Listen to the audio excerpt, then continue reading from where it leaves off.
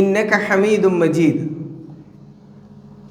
اللهم بارك على محمد وعلى آل محمد كما باركت على إبراهيم وعلى آل إبراهيم إنك حميد مجيد. أما بعد فإن خير الكلام كلام الله وخير السنن سنن محمد صلى الله عليه وسلم وشر الأمور محدثاتها وكل محدثة بدعة وكل بدعة ضلالة. أعوذ بالله من الشيطان الرجيم. بسم الله الرحمن الرحيم. يا أيها الذين آمنوا اتقوا الله حق تقاته ولا تموتن إلا وأنتم مسلمون.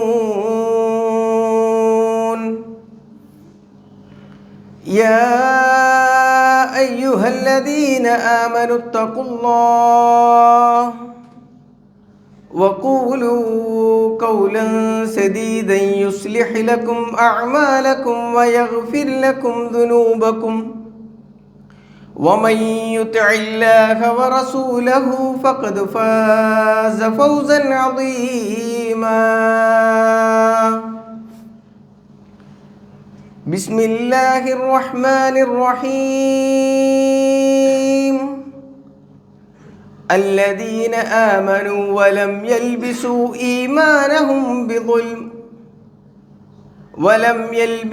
إيمانهم بظلم أولئك لهم الأمن وهم مهتدون.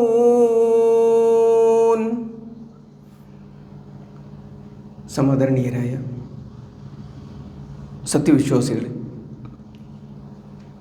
സർവ്വലോക രക്ഷിതാവായ റബ്ബ് സുബ്ഹാനഹു വ തആലയുടെ വിധിവിലക്കുകളും നിയമനിർദ്ദേശങ്ങളും ജീവിതത്തിൻ്റെ എല്ലാ മേഖലകളിലും പാലിച്ചുകൊണ്ട് ജീവിക്കണമേ എന്ന് സ്വന്തത്തോടെന്ന പോലെ നിങ്ങളെ ഓരോരുത്തരെയും ഉണർത്തുകയാണ്, വസിയത്ത് ചെയ്യുകയാണ്.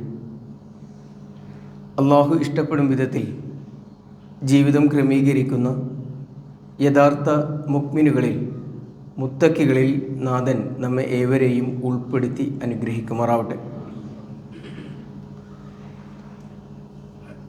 ഈ അടുത്ത ദിവസങ്ങളിലായി നമ്മുടെ പരിസരങ്ങളിൽ നിന്നും കേട്ടുകൊണ്ടിരിക്കുന്ന വാർത്തകൾ അത്രയും ഏറെ ഞെട്ടലുണ്ടാക്കുന്നതും വിഷമമുണ്ടാക്കുന്നതും അതിലേറെ ആശങ്ക പരത്തുന്നതുമാണ്. സ്വന്തം മാതാവിനെ 17 വെട്ടുകൾ കൊണ്ട് കൊലപ്പെടുത്തിയ മകനും തനിക്ക് വിജ്ഞാനം പകർന്നു തന്നിരുന്ന അധ്യാപകർക്ക് നേരെ കൊലവിളി നടത്തുന്ന വിദ്യാർത്ഥികളും 2 ദിവസം മുൻപാണ് 2.5 വയസ്സ് മാത്രം പ്രായമുള്ള ഒരു പിഞ്ചോമന തിരുവനന്തപുരം ജില്ലയിലെ ബാലരാമപുരത്ത് കിണറ്റിലേക്ക് എറിയപ്പെട്ട് കൊല ചെയ്യപ്പെട്ടത്. ഇങ്ങനെ അടുത്ത നാളുകളിൽ നാം കേട്ടുകൊണ്ടിരിക്കുന്ന വർത്തമാനങ്ങൾ നമ്മെ ഏറെ വേദനിപ്പിക്കുന്നവയാണ്. നബി സല്ലല്ലാഹു അലൈഹി വസല്ലമ പറഞ്ഞതായി ഇമാം മുസ്ലിം ഉദ്ധരിക്കുന്ന ഒരു ഹദീസിൽ കാണാം. അബൂ ഹുറൈറ റളിയല്ലാഹു അൻഹുവിൽ നിന്നും നിവേദനം ചെയ്യുന്നതായി, ഖാല റസൂലുള്ളാഹി സ്വല്ലല്ലാഹു അലൈഹി വസല്ലം, നബി സല്ലല്ലാഹു അലൈഹി വസല്ലമ പറഞ്ഞു, വല്ലദീ നഫ്സി ബിയദി, എൻ്റെ ആത്മാവ് ആരുടെ കയ്യിലാണോ അവൻ തന്നെയാണ് സത്യം. അഥവാ അല്ലാഹു സുബ്ഹാനഹു വ തആല തന്നെയാണ് സത്യം.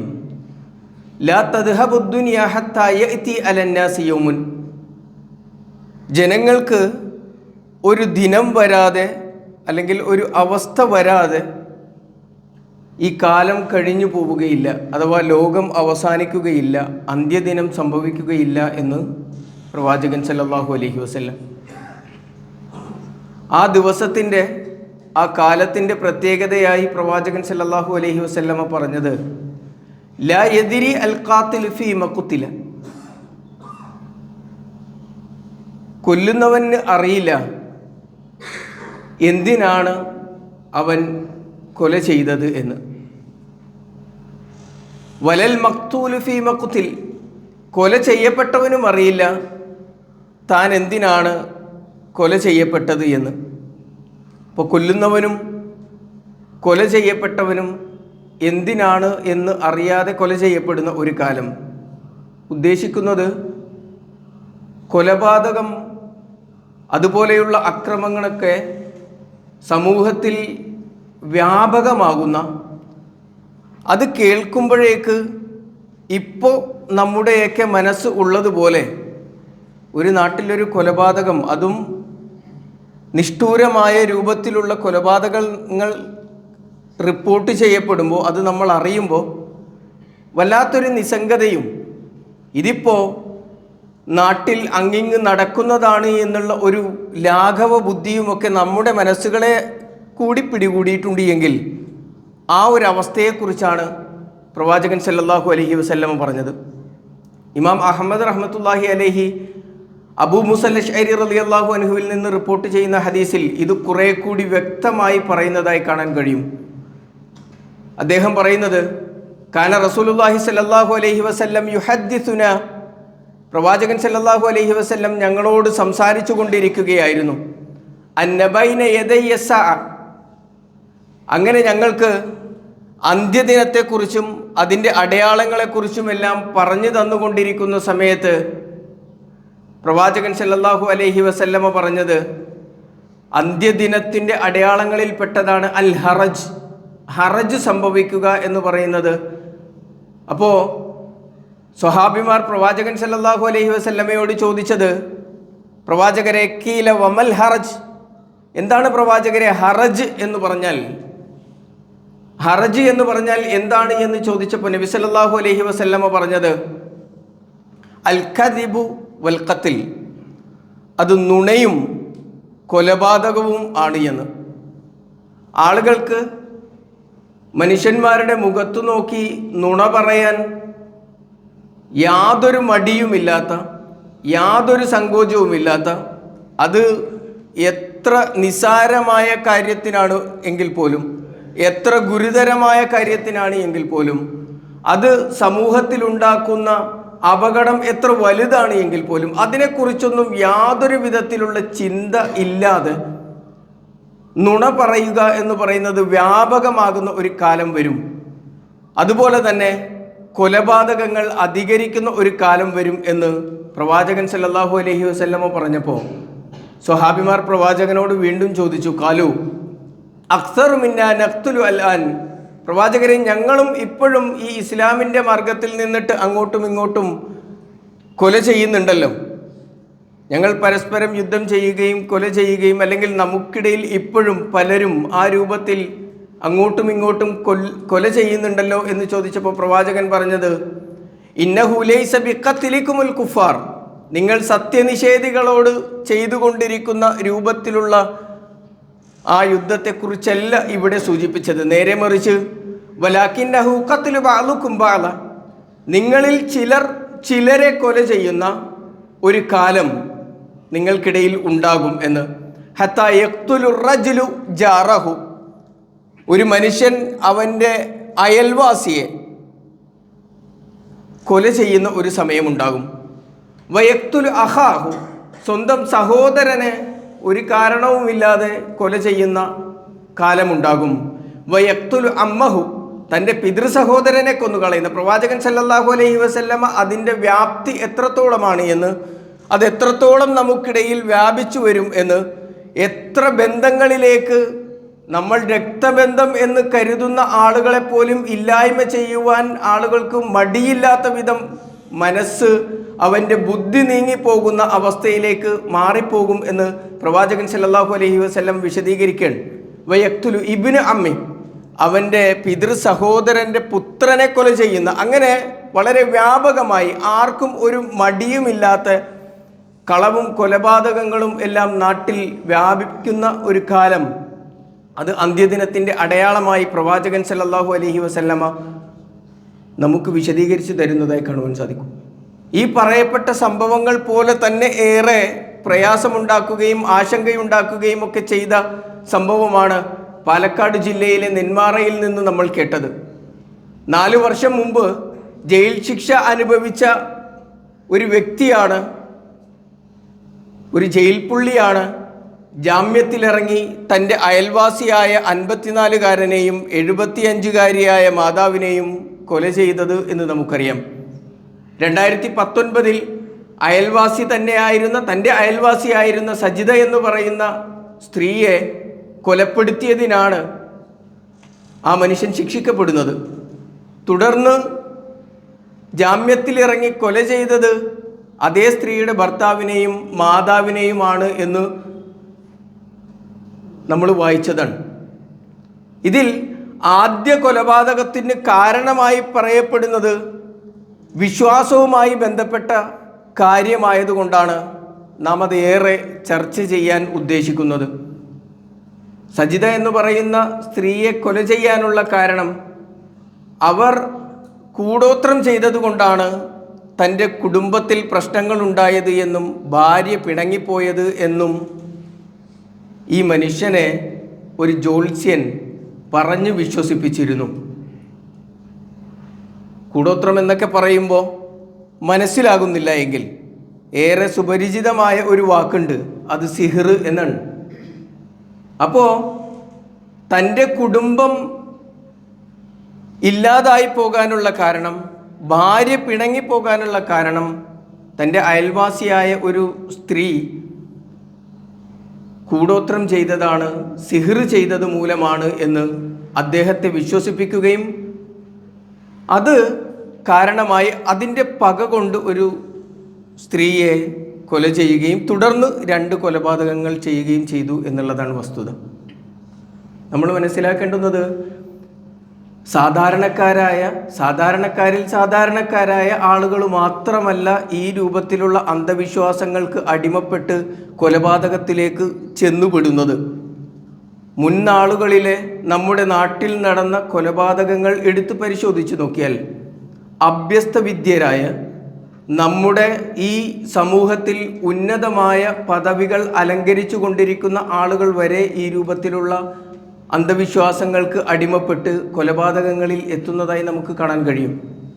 ആന്ധ്രാപ്രദേശിലെ ചിറ്റൂരിൽ 22ഉം 27ഉം വയസ്സുള്ള സ്വന്തം പെൺമക്കളെ കൊലപ്പെടുത്തിയത് സ്വന്തം മാതാപിതാക്കളാണ്. അതിൽ തന്നെ പിതാവ് PhD ഉള്ള കോളേജ് പ്രൊഫസറായ ഒരു മനുഷ്യനാണ്.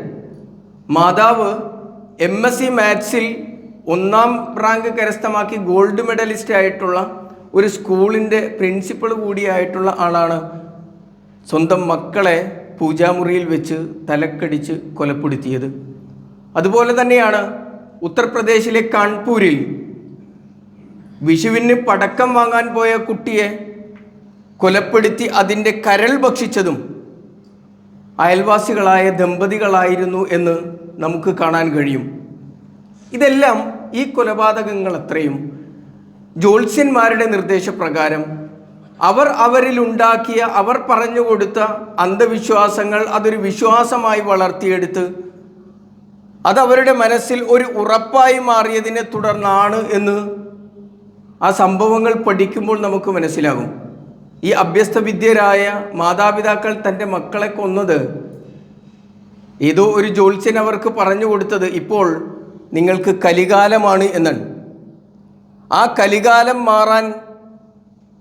കലികാലം മാറുന്നതുവരേക്ക് 2 പെൺമക്കളെയും കൊല ചെയ്യുക, കലികാലം മാറുമ്പോഴേക്ക് അവർ പുനർജനിച്ചു വരും എന്ന് ആരാണ് പറയുന്നത് എന്നും ആരോടാണ് പറയുന്നത് എന്നും നമ്മൾ കൃത്യമായി മനസ്സിലാക്കണം.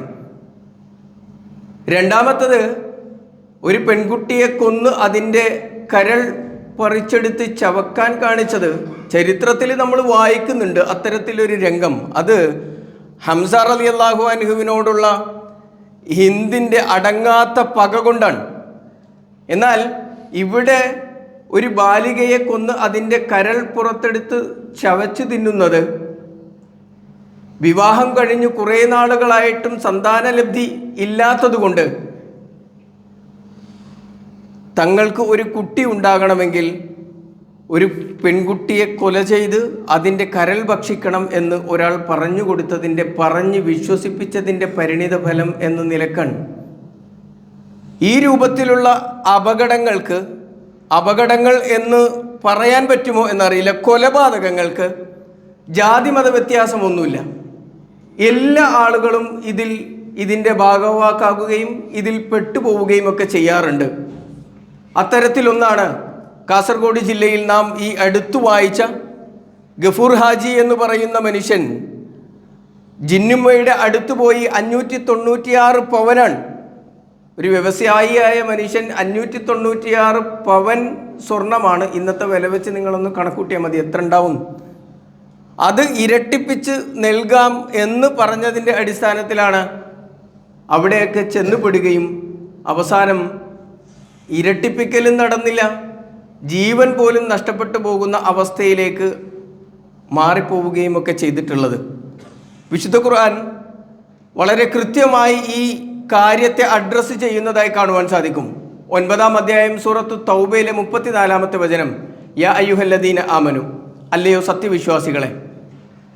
സത്യവിശ്വാസികളെ ഇന്ന കസീറം മിനൽ അഹ്ബാരി വർ റുഹ്ബാൻ, നിങ്ങളുടെ കൂട്ടത്തിൽ നിങ്ങൾക്കിടയിൽ ജീവിച്ചു കൊണ്ടിരിക്കുന്ന പണ്ഡിതന്മാരും പുരോഹിതന്മാരിൽ അധികം ആളുകളും ലയകുലൂന അംവാലന്നാസി ബിൽ ബാത്തിൽ, അവർ ജനങ്ങളുടെ സ്വത്ത് അന്യായമായി ഭുജിച്ചു കൊണ്ടിരിക്കുകയും വയസുദ്ദൂന അൻ സബീലില്ല, ദൈവമാർഗത്തിൽ നിന്ന് അവരെ തടയുകയും ചെയ്യുന്നു എന്ന് വിശുദ്ധ ഖുർആൻ വളരെ കൃത്യമായി ഇത്തരം ആളുകളെക്കുറിച്ച് പറയുന്നതായി നമുക്ക് കാണുവാൻ സാധിക്കും. ഇവിടെ അവരുടെ കയ്യിൽ നിന്ന് ധനം വാങ്ങി അവരുടെ ജീവൻ നഷ്ടപ്പെടും വിധത്തിലുള്ള, അല്ലെങ്കിൽ മറ്റൊരാളെ അകാരണമായി കൊല ചെയ്ത് അതോടുകൂടി ജീവിതം ഇല്ലായ്മ ചെയ്യുന്നതിനുള്ള മാർഗങ്ങളാണ് പുരോഹിതന്മാർ എന്ന പേരിൽ, അല്ലെങ്കിൽ പണ്ഡിതന്മാർ എന്ന പേരിൽ, ജ്യോത്സ്യന്മാർ എന്ന പേരിൽ ആളുകൾ ജനങ്ങൾക്കിടയിൽ നടത്തിക്കൊണ്ടിരിക്കുന്നത്. ഇവിടെയാണ് നമ്മളിപ്പോഴും കേട്ടുകൊണ്ടിരിക്കുന്ന ഈ AI-ൻ്റെ കാലഘട്ടത്തിൽ ആർട്ടിഫിഷ്യൽ ഇൻ്റലിജൻസിനെ കുറിച്ച് കുട്ടികൾ ആലോചിക്കുകയും പഠിക്കുകയും അതിനെക്കുറിച്ച് ഗവേഷണം നടത്തുകയും ചെയ്യുന്ന കാലഘട്ടത്തിലും നമ്മുടെ ആളുകൾക്കിടയിൽ ഈ സിഹിറും മാരണവും കൂടോത്രവും അതുപോലെയുള്ളതെല്ലാം വളർന്നു വന്നുകൊണ്ടിരിക്കുന്നു എന്നുള്ളത് ഏറെ ഗൗരവത്തോടു കൂടി നാം പഠിക്കുകയും മനസ്സിലാക്കുകയും ചെയ്യേണ്ടുന്നതാണ്. ഇത് നമുക്കിടയിൽ, അല്ലെങ്കിൽ വിശ്വാസികളായ ആളുകൾക്കിടയിൽ ഇതിനെ വളർത്തിയെടുക്കുവാൻ വേണ്ടി ശ്രമിച്ചു കൊണ്ടിരിക്കുന്നത് ദൈവികം എന്ന് പറഞ്ഞ്, മതത്തിൻ്റേതെന്ന് പറഞ്ഞ് ആളുകൾക്ക് പറഞ്ഞു കൊടുക്കുന്ന, ആളുകളെ വിശ്വസിപ്പിക്കാൻ ശ്രമിച്ചു കൊണ്ടിരിക്കുന്ന കാര്യങ്ങളെ തൊട്ട് ആലോചിക്കാനും ചിന്തിക്കാനും ഇത് വാസ്തവമാണോ എന്ന് അന്വേഷിക്കാനും അതിന് വിശുദ്ധ ഖുർആനിൽ നിന്നും പ്രവാചകന്റെ അധ്യാപനങ്ങളിൽ നിന്നും രേഖകൾ തിരയാനും ആളുകൾക്ക് മടിയും ഭയവുമാണ്. അങ്ങനെ തന്നെയാണ് അത് പഠിപ്പിക്കപ്പെടുന്നതും. സിഹിറിനെ കുറിച്ച് പഠിക്കാൻ ആളുകൾക്ക് ഭയമാണ്. കൂടോത്രത്തെക്കുറിച്ച് എന്ത് ഇസ്ലാം പറയുന്നു എന്ന് പഠിക്കാൻ ആളുകൾക്ക് ഭയമാണ്. കാരണം അങ്ങനെ ആലോചിക്കുന്നതും ബുദ്ധി കൊടുത്ത് ചിന്തിക്കുന്നതുമൊക്കെ മതത്തിന് പുറത്താണ് എന്ന് ആളുകളെ ആദ്യം വിശ്വസിപ്പിക്കുകയാണ് ചെയ്യുന്നത്. അല്ലെങ്കിൽ ഇതൊക്കെ നിങ്ങൾ ആലോചിക്കുകയാണ് എങ്കിൽ നിങ്ങൾ മതത്തിന് പുറത്താണ് എന്ന രൂപത്തിൽ, അല്ലെങ്കിൽ പുതിയ എന്തെങ്കിലും പേരുകൾ അവർക്ക് ചേർത്തി കൊടുത്തിട്ട് അവരെ അരികിലേക്ക് മാറ്റി നിർത്തുകയാണ് ചെയ്യുന്നത്. നിങ്ങളിൽ ആദ്യം ഭയം നിറക്കുകയും ആ ഭയത്തെ കച്ചവടവൽക്കരിക്കുകയും ചെയ്യുകയാണ് പുരോഹിതന്മാർ എന്ന പേരിൽ നമ്മുടെ നാടുകളിൽ വിലസിക്കൊണ്ടിരിക്കുന്ന ആളുകൾ ചെയ്യുന്നത് എന്ന് എപ്പോഴാണോ നമുക്ക് തിരിച്ചറിയാൻ കഴിയുന്നത് അപ്പോൾ മാത്രമാണ് ഈ അപകടങ്ങളിൽ നിന്ന് രക്ഷപ്പെടാൻ നമുക്ക് സാധിക്കുള്ളൂ. എന്താണ് കൂടോത്രം എന്ന് നമുക്കറിയാം. നമ്മൾ പറഞ്ഞു കേട്ടതും അല്ലെങ്കിൽ കണ്ടതുമായ കാര്യങ്ങളൊക്കെ തന്നെയാണ്. ഒരു കോഴിമുട്ടയിലോ ഒരു നാളികേരത്തിലോ ഒരു തകിടിലോ ഒരു മനുഷ്യൻ കുറേ കളങ്ങൾ വരച്ച് അതിൽ അക്ഷരങ്ങളോ അക്കങ്ങളോ ഒക്കെ എഴുതി, അതും തല കുത്തനെ എഴുതി, നമുക്ക് മനസ്സിലാകാത്ത രൂപങ്ങളിൽ എഴുതി, അത് ആരുടെയെങ്കിലുമൊക്കെ വീട്ടിൽ കൊണ്ടുപോയി കുഴിച്ചിട്ട് കഴിഞ്ഞാൽ, അല്ലെങ്കിൽ ആരുടെയെങ്കിലും വീടിൻ്റെ പരിസരത്ത് വെച്ച് കഴിഞ്ഞാൽ അതുമൂലം അവന് വലിയ ഉപദ്രവങ്ങൾ ഉണ്ടാകും എന്ന് ആളുകൾ വിശ്വസിക്കുകയാണ്. വലിയ പണം മുടക്കിയാണ് ഈ രൂപത്തിൽ കൂടോത്രങ്ങൾ ആളുകൾ ചെയ്തു കൊണ്ടുപോയി കുഴിച്ചിടുകയും ഒക്കെ ചെയ്യുന്നത്. എന്നാൽ നമ്മൾ ആലോചിക്കേണ്ടുന്നത്, ഈ രൂപത്തിൽ എന്തു തന്നെ നമ്മുടെ വീടിൻ്റെ പരിസരങ്ങളിൽ കൊണ്ടുവന്ന് കുഴിച്ചിട്ടാലും അത് നമ്മളെ ഒരു വിധത്തിലും ബാധിക്കുകയില്ല എന്ന വിശ്വാസം മുസ്ലിമിന്, മുഅ്മിനിന് ഉണ്ടായിത്തീരേണ്ടതുണ്ട്. അങ്ങനെ ഒരു വിശ്വാസം ഇല്ല എങ്കിൽ വലിയ അപകടങ്ങൾ നമ്മുടെ ജീവിതത്തിൽ ഉണ്ടാകും. നമ്മൾ ആലോചിക്കേണ്ടുന്നത്, ഒരു കാലത്തും നാളിതുവരെയുള്ള ലോകത്തിൻ്റെ ചരിത്രം നിങ്ങൾ എടുത്ത് പരിശോധിച്ച് നോക്കിയാൽ ആരെങ്കിലും വരച്ചിട്ട കോഴിമുട്ട പൊട്ടിത്തെറിച്ച് ഇതുവരെ ലോകത്ത് ആരും മരണപ്പെട്ടിട്ടില്ല. നേരെ മറിച്ച് നമ്മുടെ വീടിൻ്റെ മുന്നിലൊരു ബോംബ് കൊണ്ടുവന്ന് കുഴിച്ചിട്ടിട്ടാണ് എങ്കിൽ അതിന് സാധ്യത ഏറെയാണ്. ഇത് പറയാനുള്ള കാരണം, വിശുദ്ധ ഖുർആനിലെ ചില ആയത്തുകളെ നമ്മൾ തെറ്റിദ്ധരിച്ചു പോയ അല്ലെങ്കിൽ തെറ്റായ വായന നടത്തിയ ചില ആയത്തുകളുണ്ട്. അതിൽ ഒന്ന് വിശുദ്ധ ഖുർആനിലെ 113-ാം അധ്യായം സൂറത്തുൽ ഫലക്കിലെ ആയത്തുകളാണ്. ആയത്ത് ഇങ്ങനെയാണ്: വമിൻ ശർരി നഫാസാത്തി ഫിൽ ഉഖദ്. നമുക്കറിയാം, ആ സൂറത്തിൻ്റെ അധ്യായത്തിൻ്റെ തുടക്കം കുൽ അഊദു ബി റബ്ബിൽ ഫലഖ് എന്ന് പറഞ്ഞിട്ടാണ്.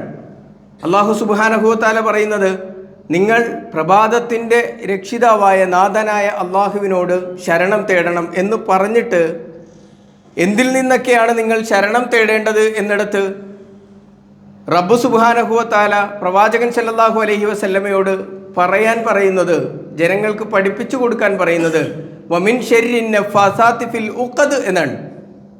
കെട്ടുകളിൽ ഊതുന്നവൻ്റെ ഷെറിൽ നിന്ന്, അപകടത്തിൽ നിന്ന് നിങ്ങൾ അള്ളാഹുവിനോട് ശരണം തേടണം എന്നാണ്. രണ്ടാമത്തെ ആയത്ത് വമിൻ ശർരി ഹാസിദിൻ ഇദാ ഹസദ്. അസൂയ വെക്കുന്ന അസൂയാലുവിൻ്റെ അപകടത്തിൽ നിന്ന് നിങ്ങൾ ശരണം തേടണം എന്നാണ്. പലപ്പോഴും പല ആളുകളും മനസ്സിലാക്കി വെച്ചത്, കെട്ടുകളിൽ ഊതുന്ന ആ ഊത്തിൻ്റെ അപകടത്തിൽ നിന്നോ അല്ലെങ്കിൽ അയാളിട്ട കെട്ടിൻ്റെ അപകടത്തിൽ നിന്നോ ശരണം തേടണം എന്നതാണ്.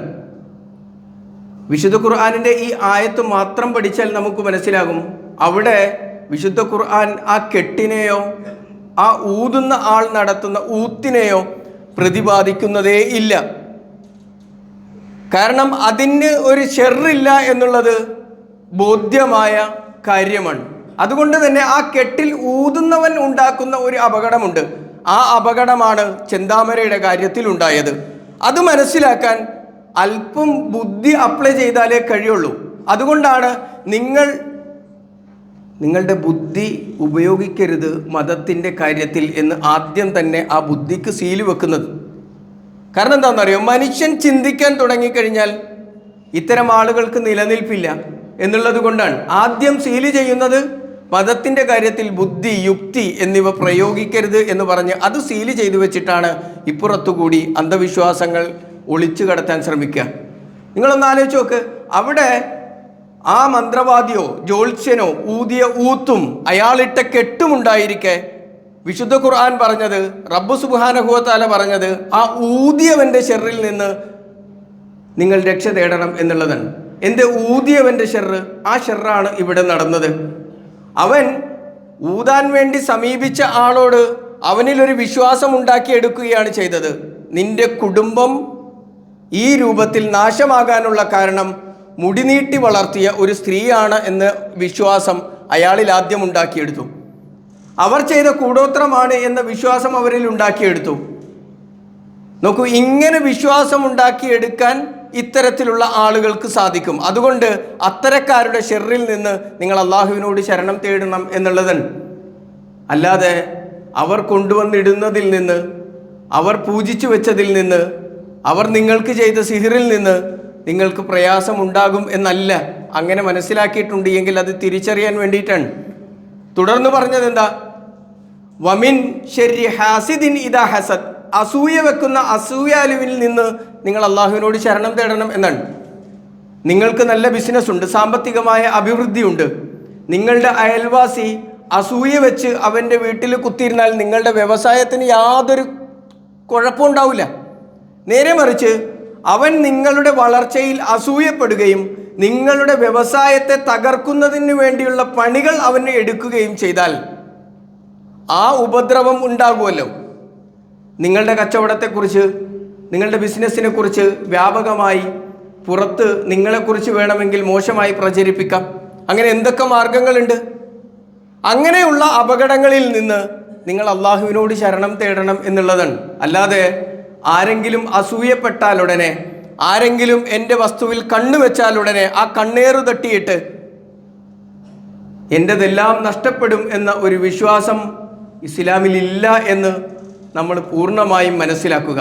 അങ്ങനെ ഒരു ഉപദ്രവം ഉണ്ടാക്കുവാൻ ഒരാൾക്കും കഴിയുകയില്ല എന്ന് നമ്മൾ തിരിച്ചറിയുകയും ചെയ്യേണ്ടതുണ്ട്. അതുകൊണ്ടാണ് വിശുദ്ധ ഖുർആൻ പ്രവാചകൻ അല്ലാഹു സുബ്ഹാനഹു വ തആല മൂസാ നബി അലൈഹി സ്വലാത്തു വസ്സലാമയുടെ ചരിത്രം പറഞ്ഞെടുത്ത് അത് വിശദീകരിക്കുമ്പോൾ 20-ാം അധ്യായം സൂറത്തു ത്വാഹയിലെ 69-ാമത്തെ വചനത്തിൽ പറഞ്ഞു, വലാ യുഫ്ലിഹു സാഹിറു ഹൈസു അത, വലാ യുഫ്ലിഹു സാഹിർ ഹൈസു അത. ഈ കൂടോത്രം ചെയ്യുന്നവൻ, ഈ മാരണക്കാരൻ, ഈ ജോത്സ്യൻ, ഇവൻ എങ്ങനെ വേണമെങ്കിലും വന്നോട്ടെ, അവൻ വിജയിക്കുകയില്ല. സിഹ്ർ ചെയ്യുന്നവൻ, സാഹിറായിട്ടുള്ളവൻ ഏതു രൂപത്തിൽ നിങ്ങളെ സമീപിച്ചാലും അവൻ നിങ്ങളുടെ മേൽ ആധിപത്യം ഉണ്ടാക്കിയെടുക്കാൻ സാധിക്കുകയില്ല. എങ്ങനെ? അദൃശ്യമായ രൂപത്തിൽ, അബോധികമായ രൂപത്തിൽ നിങ്ങളെ തളർത്താനോ നിങ്ങളെ വളർത്താനോ അവർക്ക് സാധിക്കുകയില്ല എന്ന് വളരെ കൃത്യമായി അല്ലാഹു സുബ്ഹാനഹു വ തആല പറയുന്നതായി കാണുവാൻ സാധിക്കും. അതോടൊപ്പം തന്നെ സൂറത്ത് ഹൂദിൽ നമുക്ക് കാണാം, ആദ് സമുദായത്തിലേക്ക് അയക്കപ്പെട്ടിട്ടുള്ള ഹൂദ് അലൈഹി സ്വലാത്തു വസ്സലാം തൻ്റെ ജനതയെ വെല്ലുവിളിക്കുന്നത് വിശുദ്ധ ഖുർആനിൽ നമുക്ക് കാണാം. 11-ാം അധ്യായം സൂറത്തുൽ ഹൂദിലെ 54 മുതൽ 56 വരെയുള്ള വചനങ്ങൾ. ഇന്നഖൂലു ഇല്ലാ ഇത്തിറാക ബഅദു ആലിഹത്തിനാ ബിസൂഇൻ. ഹൂദ് നബി അലൈഹി സ്വലാത്തു വസ്സലാമയോട് അവിടെയുള്ള ജനങ്ങൾ, ഹൂദ് നബി അലൈഹി സ്വലാത്തു വസ്സലാം ആ ജനങ്ങളെ നന്മയിലേക്ക് ക്ഷണിച്ചപ്പോൾ, ഏകദൈവ ആരാധനയിലേക്ക് ക്ഷണിച്ചപ്പോൾ, നിങ്ങളിപ്പോൾ വിളിച്ചുകൊണ്ടിരിക്കുന്ന ഈ ബിംബങ്ങളും ആരാധ്യ വസ്തുക്കളൊന്നും തന്നെ നിങ്ങൾക്ക് എന്തെങ്കിലും ഒരു ഉപകാരമോ എന്തെങ്കിലും ഒരു ഉപദ്രവമോ വരുത്തുവാൻ കഴിവുള്ളവരല്ല എന്ന് അവരെ ബോധ്യപ്പെടുത്തിയ സമയത്ത് ആ ജനത ഹൂദ് നബി അലൈഹി സ്വലാത്തു വസ്സലാമയോട് പറഞ്ഞത്, ഹൂദേ, നീ ഇങ്ങനെയൊക്കെ പറയാനുള്ള കാരണം ഞങ്ങളുടെ ദൈവത്തിൻ്റെ കുരുത്തക്കേട് തട്ടിയതാണ്, ഞങ്ങളുടെ ദൈവത്തിൻ്റെ കോപം കൊണ്ടാണ്, കുരുത്തക്കേട് കൊണ്ടാണ് നീ ഇങ്ങനെയൊക്കെ പറയുന്നത് എന്ന് പറഞ്ഞ സമയത്ത് ഹൂദ് നബി അലൈഹി സ്വലാത്തു വസ്സലാം അവരോട് പറഞ്ഞത്, കാല ഇന്നി ഉഷ്ഹിദുല്ലാ, ഞാനിതാ അള്ളാഹുവിൽ സാക്ഷ്യം വഹിക്കുന്നു, ഞാൻ അള്ളാഹുവിനെ സാക്ഷ്യപ്പെടുത്തുന്നു. എനിക്ക് എൻ്റെ ജീവിതത്തിൽ ഒരു നന്മ വരുത്താനും ഒരു തിന്മ ഉണ്ടാക്കുവാനും അതിനെ തടയുവാനും അള്ളാഹുവിനല്ലാതെ കഴിയുകയില്ല എന്ന് വളരെ കൃത്യമായി ഇസ്ലാമിൻ്റെ ആ വിശ്വാസ ആദർശം അദ്ദേഹം ആ ജനങ്ങളോട് പറഞ്ഞു. അപ്പോൾ എന്നിട്ട് ഹൂദ് നബി അലൈഹി സ്വലാത്തു വസ്സലാം അവരോട് പറഞ്ഞത്, വമിൻ ദൂനിഹി ഫക്കീദൂനി ജമീഅൻ സുമ്മ ലാ തുൻദറൂൻ. ഇനി അതല്ല നിങ്ങളുടെ വിശ്വാസമെങ്കിൽ നിങ്ങൾക്ക് കഴിയുന്ന ആളുകളെ എല്ലാം വിളിച്ചിട്ട് എനിക്കെതിരെ നിങ്ങൾ കുതന്ത്രം പ്രയോഗിച്ചുകൊള്ളൂ, എനിക്കെതിരെ നിങ്ങൾ വേണമെങ്കിൽ സിഹ്ർ ചെയ്യ്, കൂടോത്രം ചെയ്യ്, മാരണം ചെയ്യ്, അങ്ങനെ എന്തെങ്കിലും ഉപദ്രവം വരുത്താൻ കഴിയുമെന്നുണ്ടെങ്കിൽ നിങ്ങൾ അതൊന്ന് ചെയ്തു നോക്ക്. ഫലാ തുൻദറൂൻ, വൈകിക്കണ്ട, പെട്ടെന്ന് തന്നെ ആയിക്കോട്ടെ എന്ന് ആത്മവിശ്വാസത്തോടുകൂടി ഇത്തരം അബദ്ധവിശ്വാസങ്ങളെ അഭിമുഖീകരിച്ച് പറയാൻ യഥാർത്ഥ വിശ്വാസികൾക്കാണ് കഴിയൽ. എന്നിട്ട് ഹൂദ് നബി അലൈഹി സ്വലാത്തു വസ്സലാം പറഞ്ഞത്, ഇന്നി തവക്കൽതു അലല്ലാഹി റബ്ബി വ റബ്ബുക്കും, നിങ്ങളുടെയും എൻ്റെയും റബ്ബായ അള്ളാഹുവിൽ വരമേൽപ്പിച്ചിട്ടാണ് ഞാൻ നിൽക്കുന്നത്. സഹോദരന്മാരെ, നമ്മൾ മനസ്സിലാക്കേണ്ടുന്നത്, പലപ്പോഴും വീട്ടിൽ നിന്ന് വീട്ടിലേക്ക് കയറുമ്പോഴും ഇറങ്ങുമ്പോഴും നമ്മൾ പ്രാർത്ഥിച്ചു കൊണ്ടിറങ്ങുന്നത് ബിസ്മില്ലാഹി തവക്കൽതു അലല്ലാഹ് എന്ന് പറഞ്ഞിട്ടാണ് ഇറങ്ങണേ. അള്ളാഹുവിൽ വരമേൽപ്പിച്ചു എന്ന് പറഞ്ഞുകൊണ്ടാണ് വീട്ടിൽ നിന്ന് ഇറങ്ങുന്നത്. ആ വരമേൽപ്പിക്കുന്നതിലൂടെ നമ്മൾ ചെയ്യുന്ന ഒരു ശപഥം എന്ന് പറയുന്നത്, ഇനി എനിക്കൊരു ഉപകാരവും ഉപദ്രവവും വരുത്താൻ, ഒരു അപകടമുണ്ടാക്കാൻ റബ്ബിനല്ലാതെ കഴിയില്ല എന്നുള്ളതാണ്. അതും അല്ലെങ്കിൽ എൻ്റെ ജീവിതത്തിൽ നന്മയുണ്ടായാലും തിന്മയുണ്ടായാലും അത് എൻ്റെ രക്ഷിതാവിങ്കൽ നിന്നാണ് എന്ന വിശ്വാസത്തോടു കൂടിയാണ്.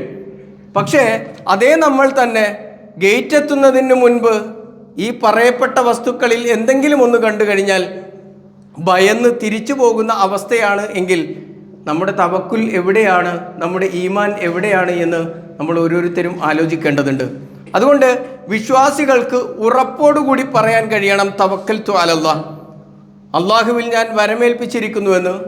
ഒരാൾക്കും എന്നിലൊരു ഉപദ്രവം വരുത്താൻ, ഒരു പ്രയാസമുണ്ടാക്കാൻ, ഒരു രോഗം വരുത്താൻ ഒരാൾക്കും കഴിയില്ല എന്ന്, അതിന് കോഴിമുട്ടക്ക് കഴിയില്ലെന്ന്, ഒരു നാളികേരത്തിന് കഴിയില്ലെന്ന്, ഒരു മുടിക്കെട്ടിനോ ചീർപ്പിനോ അതുപോലെ തന്നെ ഈന്തപ്പനയുടെ കുലക്കോ കഴിയുകയില്ല എന്ന് ഉറച്ചു വിശ്വസിക്കാൻ വിശ്വാസികൾക്ക് കഴിയേണ്ടതുണ്ട്. അതല്ല എങ്കിൽ നമ്മുടെ ജീവിതം തന്നെ നശിപ്പിച്ചു കളയുന്ന, അതിലും അപ്പുറം നമ്മുടെ പരലോകം നഷ്ടപ്പെടുത്തി കളയുന്ന അന്ധവിശ്വാസങ്ങളിൽ നാം ചെന്നുപെടും. റബ്ബ് സുബ്ഹാനഹു വ തആല നമ്മെ അതിൽ നിന്നും രക്ഷപ്പെടുത്തി അനുഗ്രഹിക്കുമാറാവട്ടെ.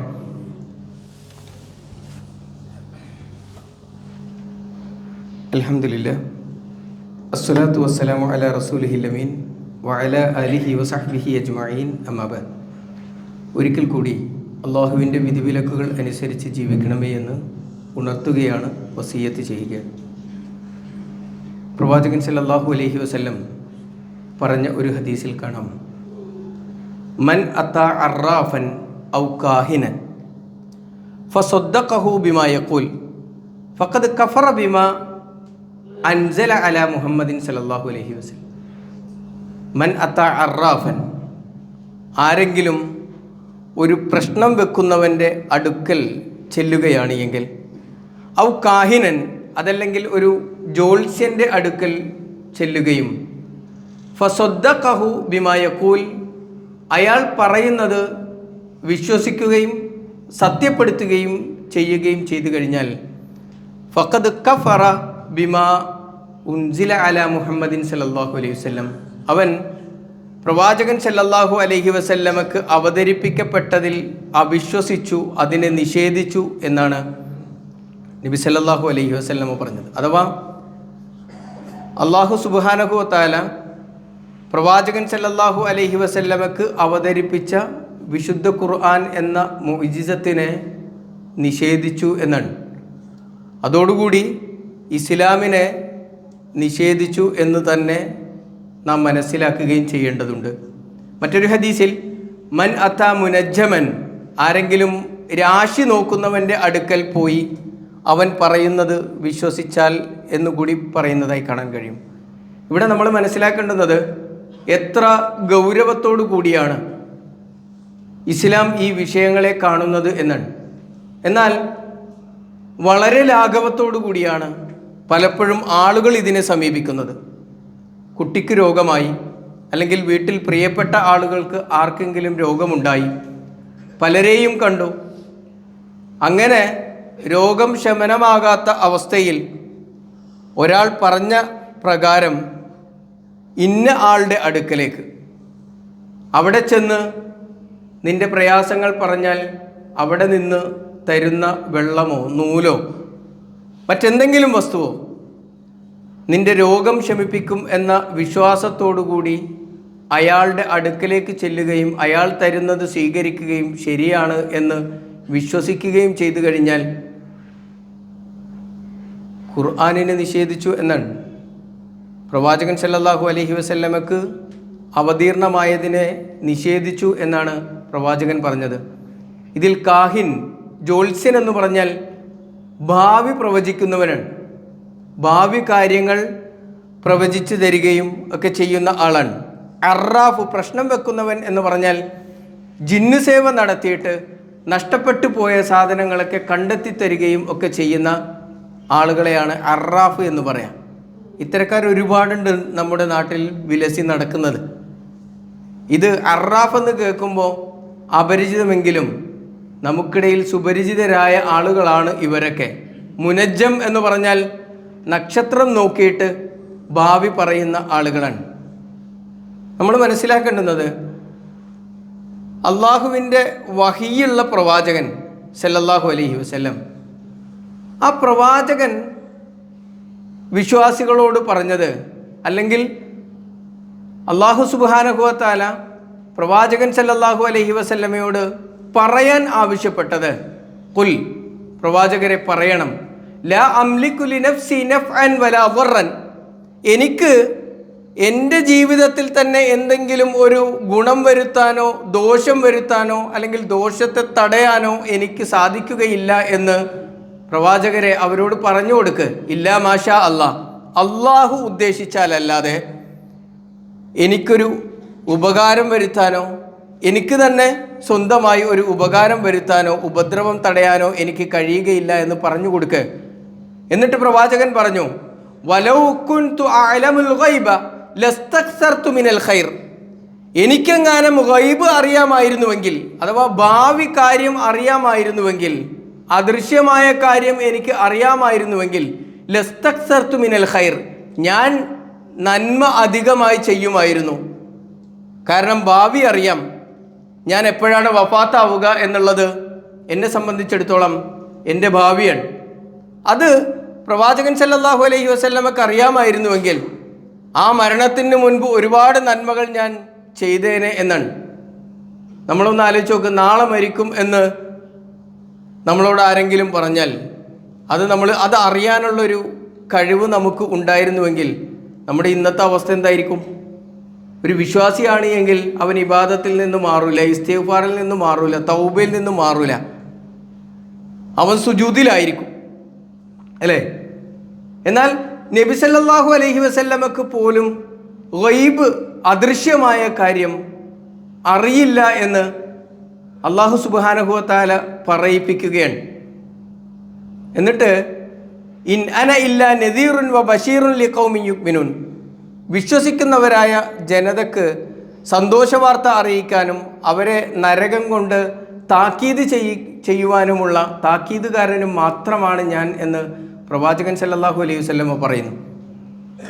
അങ്ങനെ പ്രവാചകന് പോലും ഇല്ലാത്ത കഴിവാണ് നമ്മുടെ നാട്ടിൽ വിശുദ്ധ ഖുർആൻ പോലും സമ്പൂർണമായി ഒരു തവണ ഓതിയിട്ടുണ്ടോ എന്ന് സംശയിക്കും. അല്ലെങ്കിൽ അത് ആ മഖാരിജുകൾ കൃത്യമായി ഓതാൻ കഴിയുന്ന ആളാണോ എന്ന് സംശയിക്കും. എത്ര ദുആ അറിയുമെന്ന് അറിയില്ല. അങ്ങനെ ഇസ്ലാമിനെ കുറിച്ച് പോലും സമ്പൂർണമായി അറിയാത്ത ആളുകൾക്ക് നമ്മൾ വകവെച്ച് നൽകുന്നത് മഹാനായ പ്രവാചകൻ സല്ലല്ലാഹു അലൈഹി വസല്ലമക്ക് പോലും ഇല്ല എന്ന് വിശുദ്ധ ഖുർആൻ സാക്ഷ്യപ്പെടുത്തിയ കഴിവുകളാണ്. ആ കഴിവുകൾ ഉണ്ട് എന്ന ധാരണയിലാണ് ആളുകൾ ഈ രൂപത്തിൽ ആളുകളെ സമീപിക്കുകയും അപകടങ്ങളിൽ എത്തുകയും ചെയ്യുന്നത് എന്ന് നമ്മൾ തിരിച്ചറിയണം. അതുകൊണ്ട് ഈമാൻ എന്ന് പറയുന്ന ആ വാക്ക്, മുഅ്മിൻ എന്ന് പറയുന്നത്, മുഅ്മിനായിരിക്കുക എന്നുള്ളത് പരലോകത്ത് സ്വർഗം കരസ്ഥമാക്കുക എന്നുള്ളതിനോടൊപ്പം തന്നെ ഇഹലോകത്ത് നിർഭയത്വത്തോടു കൂടി ജീവിക്കാൻ സാധിക്കുക എന്നുള്ളത് കൂടിയാണ്. അമ്ന് എന്ന് പറഞ്ഞാൽ നിർഭയത്വമാണ്. ആ അമ്നിൽ നിന്നാണ് ഈമാൻ ഉണ്ടായത്, അതിൽ നിന്നാണ് മുഅ്മിനായത്. നമ്മൾ മുഅ്മിനാണ് എന്ന് വിശ്വസിക്കുന്ന ആളുകളാണ് എങ്കിൽ നമ്മുടെ വിശ്വാസം ഈ ലോകത്ത് നമുക്ക് നിർഭയത്വം നൽകണം.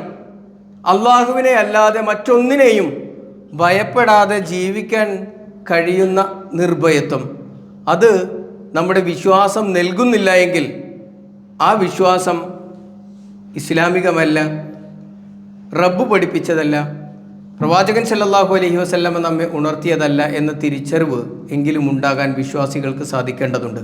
അതുകൊണ്ട് നിർഭയത്വം നൽകുന്ന വിശ്വാസത്തിൻ്റെ ഉടമകളായി മാറുവാൻ നമുക്ക് സാധിക്കണം. റബ്ബ് സുബ്ഹാനഹു വ തആല തൗഫീക്ക് നൽകി അനുഗ്രഹിക്കുമാറാവട്ടെ. നമ്മിൽ നിന്നും വന്നുപോയിട്ടുള്ള ചെറുതും വലുതുമായ അറിഞ്ഞും അറിയാതെയുമുള്ള തെറ്റുകുറ്റങ്ങൾ നാഥൻ വിട്ടുപുറത്ത് മാപ്പാക്കി തരുമാറാവട്ടെ. നമ്മളിൽ രോഗം കൊണ്ട് പ്രയാസപ്പെടുന്ന ആളുകൾ, അവരുടെ രോഗങ്ങളെ അള്ളാഹു പരിപൂർണമായ ശിഫ നൽകി അനുഗ്രഹിക്കുമാറാവട്ടെ. കഴിഞ്ഞ ദിവസം ബാംഗ്ലൂരിൽ വെച്ച് ഉണ്ടായ അപകടത്തിൽ പൊള്ളലേറ്റ് ICUവിൽ കഴിയുന്ന ഒരു കുട്ടിക്ക് വേണ്ടി പ്രാർത്ഥിക്കണം എന്ന് ആവശ്യപ്പെട്ടിട്ടുണ്ട്. അള്ളാഹു ആ കുഞ്ഞുമോൾക്ക് സമാധാനവും ശാന്തിയും ശിഫയും നൽകി അനുഗ്രഹിക്കുമാറാവട്ടെ. അതുപോലെ തന്നെ കഴിഞ്ഞ ദിവസം മരണപ്പെട്ടിട്ടുള്ള KJUവിൻ്റെ മുതിർന്ന നേതാവ്, ഇസ്ലാഹി പ്രബോധന രംഗത്ത് തൻ്റേതായ പ്രവർത്തനം കൊണ്ട് അടയാളപ്പെടുത്തിയ എം മുഹമ്മദ് മദനി, അദ്ദേഹം കഴിഞ്ഞ ദിവസം വഫാത്തായിട്ടുണ്ട്. നാഥൻ അദ്ദേഹത്തിൻ്റെ കർമ്മങ്ങൾ സ്വീകരിച്ച് അർഹമായ പ്രതിഫലം നൽകി അനുഗ്രഹിക്കുമാറാവട്ടെ. പരലോകത്ത് സ്വർഗം കൊടുത്ത് സ്വർഗം പകരമായി നൽകി അനുഗ്രഹിക്കുമാറാവട്ടെ.